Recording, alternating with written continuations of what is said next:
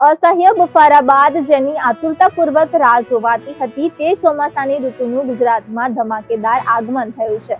ગત મોડી રાત્રે 2 થી 4 વાગ્યા સુધીના 2 કલાકમાં બોટાદમાં 4 ઇંચ વરસાદ નોંધાયો હતો. જ્યારે રાજ્યમાં છેલ્લા 24 કલાકમાં 221 તાલુકામાં ધોધમાર વરસાદ પડ્યો હતો, જેમાં સૌથી વધુ ગઢડામાં 14 ઇંચ, પાલીતાણામાં 12 ઇંચ, સિહોરમાં 11.6 ઇંચ, બોટાદમાં 11 ઇંચ, ઉમરાળામાં 10.4 ઇંચ, જેસરમાં 11 ઇંચ, મહુવામાં 9 ઇંચ અને રાજુલામાં 7 ઇંચ વરસાદ નોંધાયો હતો.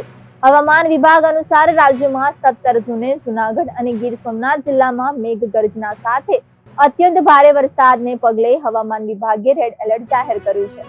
જ્યારે પોરબંદર, રાજકોટ, અમરેલી, ભાવનગર, ભરૂચ, સુરત, નવસારી, વલસાડ જિલ્લામાં અતિભારે વરસાદને લઈને ઓરેન્જ એલર્ટ અને દેવભૂમિ, દ્વારકા, જામનગર, આણંદ, વડોદરા, છોટાઉદેપુર, નર્મદા, તાપી, ડાંગ જિલ્લામાં ગાજવીજ સાથે ભારે વરસાદને લઈને યલો એલર્ટ જાહેર કરાયું છે.